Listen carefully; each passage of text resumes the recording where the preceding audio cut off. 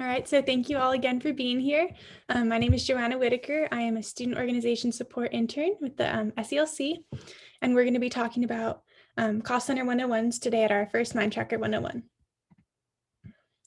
All right, so meet our team. So we have Mallory Payon. She's Assistant Director for Student Organization Services and the Fraternity and Sorority Life team, as well as the Terry Scholar Program. We have Tavares Peterson, who is the Coordinator for Student Organization Services, and then Adriana and myself, who are both student organization service interns. And so we have SOS virtual office hours every week, just here for you, in case you have any questions or just need some advice on what to do with your organization. And we have a Monday, Wednesdays, and Fridays at various times, and there's no appointment necessary. Just hop on and chat with one of us. So here's like a little overview of what we're going to be talking about in our presentation today. So we're first going to be talking about how to create a purchase request, the different types, which is a cash payment, a vendor payment, and a member reimbursement, and then deposits, cost center account questions, frequently asked questions, and requesting new cost centers. All right, so first off, what is a purchase request?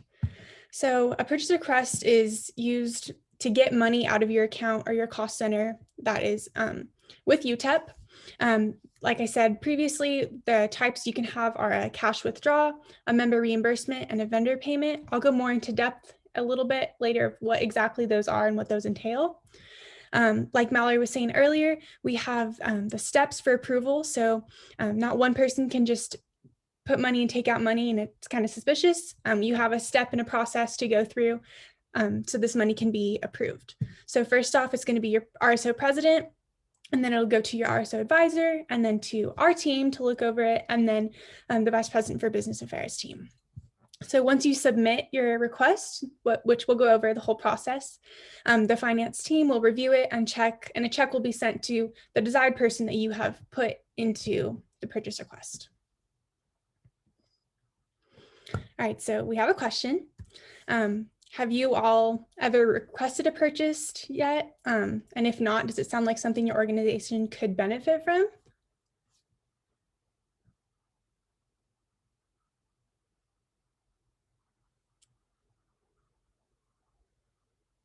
Yes, definitely.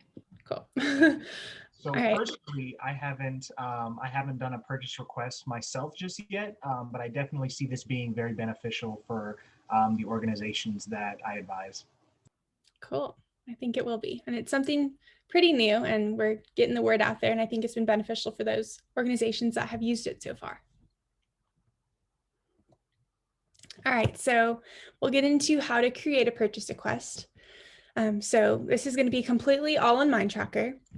So you'll log into your MineTracker account, navigate to your organization's action center.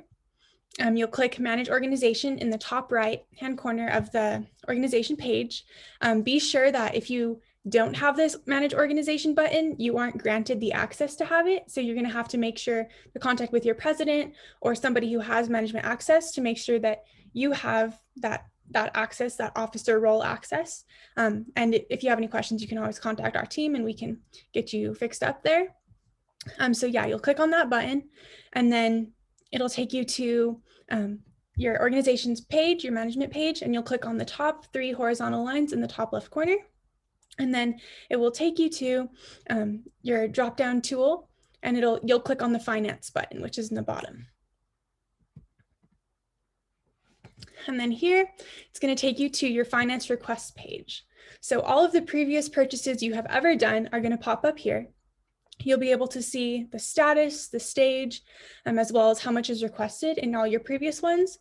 And if you've never requested one, you obviously won't see any. But to create a request, you're going to click the Create Request button in the top right. It'll bring down 2 different options, Create Purchase Request and Create Funding Request. The one that we're going to be using is the Create Purchasing Request. Just an FYI, the funding request isn't being used at this moment. So here, then you're going to complete the whole form that is given to you. It's going to ask for a subject. So this is going to be basically like the title of your request that we're going to see. The description. So basically tell us what what you're requesting the money for. If it's a reimbursement, like cash pulling out of your account to give to a member who paid for something, a payment for an upcoming event, money for your philanthropy, or whatever it is, just let us know. Obviously, the amount that you're going to be requesting, the category. So this is going to be the one that best fits for your purchase request, obviously, and then your account. So student organizations are going to have a specific account within UTEP. It's a cost center that is linked directly to UTEP. It's basically like a bank account, like that you would have at Wells Fargo or Chase or GSEU, but with UTEP. If you don't have one like selected there, you can contact us and we can help you out. Or you can always like make a new one, and we can go into that a little bit later. All right, so the different categories to choose from. So a cash withdrawal is taking out money of your account. And these are being processes like checks to a designated member who had bought something for recruitment by themselves out of their own money, or when submitting a request to make sure that, so when you're submitting, you have to make sure that the member's full name, address, and student ID are there. That just makes it easier for the business office to directly send the check to them and make sure that they get it all and just completely get it to them quickly. And then a member reimbursement. I was wrong previously. The cash withdrawal is just taking money out of your account to a designated member. Member reimbursement is taking money out of your account as well, but it's directly reimbursing a member for something that they had purchased previously, like out of their own account. These are also checks as well, but it's to a member. And this one you will have to upload a receipt from that purchase. So make sure to keep hold of your receipts for that. And then a vendor payment request. This is used for requesting checks to third parties or like a vendor you need to pay off. So like for instance, if you were paying off somebody you hired to decorate your recruitment or something like that, you would have to like pay them back by this check. It's like a vendor payment request. And these are also checks designated to a member of an organization. You will need to upload an invoice or a quote from the company, only if you are paying them for goods or services. Mallory or Travaris, do you want to add anything on this one?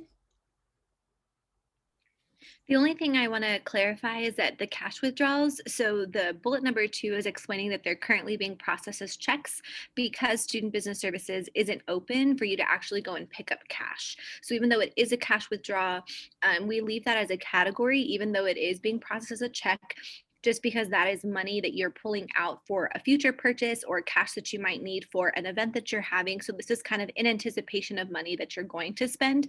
But when we go back to being in person and the Student Business Service Center is open, then these will be cash withdrawals where you can actually go submit this request and then eventually go and take the actual cash out. But for now, they're checks that are being sent to whoever you designate. Cool, thank you. Is there any questions so far? Are we good? Okay, we'll move on. Okay, so this is the part where you're going to put the payee's information. So the payee is the person that's going to be receiving the check. So you can just put all their information, their street address and everything. Or it's going to be like the company that you're writing the check for as well. I know some people are like, oh, I don't want to put my street address or anything, but it makes it easier, obviously, to get their check paid to them directly. And then additional information is going to be towards the bottom of the form. So this is where you're going to be given details on giving us details on the event, exactly what happened, like what the purchase was for and how the funds were used, just so we know it was like a legit thing and you're just not trying to steal money, I guess. Let us know where this purchase was made, who the vendor is, any information that we should probably know. The next box is the student ID. It's not required, but if you are the person receiving the money, this will make the process go much quicker. The upload file is only for required members. This is only for member reimbursements and vendor payments only. This is where you're going to be uploading a receipt or confirmation of the purchase. And then when you're done, make sure to click I confirm that all information in the form is accurate, and then click submit. One thing I want to add, Joanna, if you'll go back. Yeah. So Joanna's correct that the student ID box isn't a required field the way we have it set up. And that's because a student ID is only required for 2 of the 3 options. So I want to be clear that it is required when you're requesting a cash withdrawal or a member reimbursement. Like, we will not process those without a student ID. But the question itself is not required, because if you are requesting a vendor payment, then we don't need a student ID for a vendor payment. And that would confuse people. So just know that the question isn't going to stop you if you don't fill it out, but it is required if you are asking for a cash withdrawal or a member reimbursement. Well, thank you for clarifying that, Mallory. Okay, so changing the state of your request. So this is like how I was talking about in the beginning, how it's basically like a checks and balances thing where you have to go through a whole process. So when you go to your purchase request, when you're finished with it, your president is going to be able to see this. They'll get an email when it's submitted, and they can click on it and be taken to this page.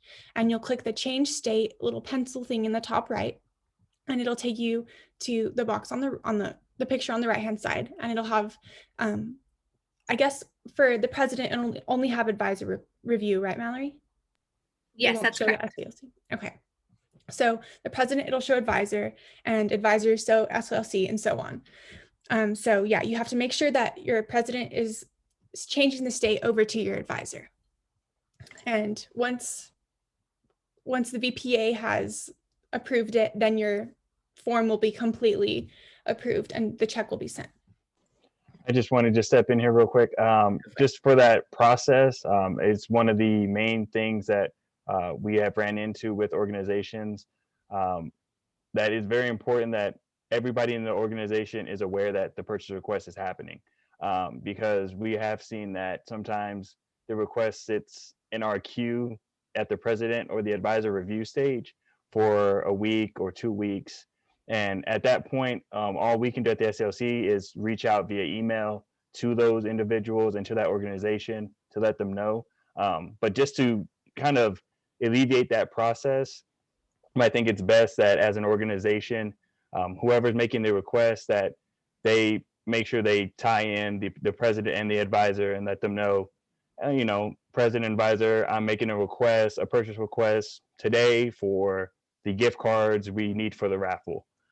I'll be submitting that today. Just be on the lookout for the MineTracker notifications to review the purchase request. I think that just helps, just so now everybody's still on board. Nobody's kind of blindsided by a request being made, and it just makes the process run a little bit smoother for your organization. Cool, thank you for that. And I guess something else I forgot to say, it's here on the slide, but if you are the president who is submitting it, you will need to make sure that you are the one who completes the steps as well. Okay, so what to look for when approving. So as a president, you're going to make sure that the request looks correct and it's the right amount of money, that you remember like going through your organization, and that you're okay with it coming out of your account. And then as an advisor, you're going to look to make sure that it is correct amount of money as well, and that everything looks good and isn't fake or they're just trying to steal money or something. And then us as the SCLC department, we're checking if they're just checking their request, double checking to see if you have enough money in your account for this request and everything looks legit. And then the BPBA will make the final say and process the request and send the check over. And also at our department, what I'll be checking for, what we'll be checking for is the student ID, if it's a cash withdrawal, member reimbursement, definitely for the payee information, making sure all of that information is filled out for those as well. Just because if it's not at our stage, at least when we catch it, we can send you a quick email, let you know, this is what we saw when we reviewed your purchase request. We just need this to be filled out. Just so we can keep like I said, the process as smooth as possible for everybody that's involved. So it's just important that as many of the fields as you can fill out, even if it doesn't seem required, if you just fill them out, it's better for us, like I said, just so we don't have to go in there and have to send you an email and a reminder to update some things or to edit some things. Cool, thank you. All right, so how to view your status and stage of the request. So this picture was shown earlier. This is like your home page of like your finance requests. So once you're finished submitting, you can go back to your finance requests homepage and you'll be able to see the status of your requests, what stage it was in, exactly when it was submitted, all that good stuff. So once your request has been approved, you will get an email telling you it has been approved, and it will show up under the approved status, and it'll be in, like in this picture, it has red on it because we were doing test requests and we denied them obviously because they were fake.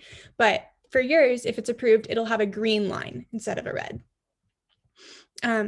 Or that's actually if it's complete. I'm sorry. Approved means that the VPA is finalizing everything and processing it. But once it is complete and the check has been sent out, then it will turn green.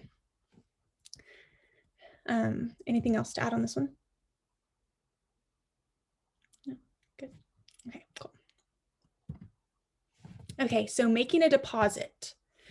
This is a lot harder since we're not on campus, but here are the steps for it. So if you need to make a deposit into your cost center, you can do so by these steps. So while the university is still operating at COVID times, deposits are still being accepted through the Student Business Services via the drop box located at the front entrance of the Mike Loya building. So you have to complete and submit the RSO deposit form with the information, which is, here's the full link for it. We can send that out if you need it. You can always email us for it as well. And then you'll print the completed form and place it in an envelope with your checks, money, whatever you're depositing. You're going to drop off the sealed envelope in the Dropbox at the Mike Loya. And then make sure to label your envelope with RSO deposit and then your organization name on it. And then once it's received by the Mike Loya building and the SBS office, someone will comment on the MineTracker form that it was submitted with an update and the person who submitted with the received approval email when the deposit has been processed. And one quick thing about the deposit process that especially during with COVID and the lack of individuals at the university right now that are supposed to be on campus, the business office is only going to be open for receiving deposits from 9 a.m. to 1 p.m. every Friday. So you can drop off those, like I said, you can drop off those deposits at the Mike Loya Dropbox any day during the week and at any time. But just understand that on Fridays from 9 to 1 is when someone from the business office comes in. They actually get all of those deposits, and then that's when they begin the process. So I just like to bring that up because if you deposit it at 2 o'clock on a Friday, you're gonna have to wait until that next Friday at 9 a.m. for them to actually go in and get it. So just to kind of alleviate any confusion about why the process may take a little bit longer. It just maybe when you deposited it, they were already done picking up and not on campus anymore, and then they had to wait until the next week. Does that mean that you can go in on Fridays and they will take you in person, or do you have to only do the Dropbox? You can only do Dropbox from what I was told. We can get more information about that. But from what I've been told is they want to limit as much in-person contact as possible. So I would still just suggest dropping it into the Dropbox, even if you're on campus between those hours of 9 and 1. Cool, thank you. All right, so some FAQs about this. So how long does it typically take for the request to be approved? And it depends obviously on how fast your approval process goes. Like Travaris was saying earlier, like they've had requests sitting there for 2 weeks because the president or advisor haven't approved it. So it's as quick as how fast your president and your advisor can approve it. But our team, the SCLC, is going to try to get the request within 1 to 2 business days. Business days meaning the week, so we're not doing anything on the weekend. And then is the advisor the only one that can change to the SCLC approval? And the answer is yes, the advisor is the only one who can change the status to SCLC approval, just like the president is the only one who can change it to advisor approval. And then where can I find this information and go back and look at it? So we have a YouTube channel, which is called the UTEP Student Engagement Leadership Center. We have posted a video on how to complete the finance request, and this video will also be uploaded to UTEP or to YouTube. And then we also have information on our website where you can find information on the cost centers and finance requests and anything else about our office if you're interested. All right, so how to request a new cost center. So if you're an organization that doesn't have a cost center, it's pretty easy. All you have to do is fill out a form to request one. Here's the link. You can always email us for that link as well, or you can find it on our website under student organizations and then RSO cost centers. It's pretty simple, and you'll hear back pretty soon, pretty quickly after that. All right, so we have quite a bit of MineTracker 101 sessions coming up this spring semester.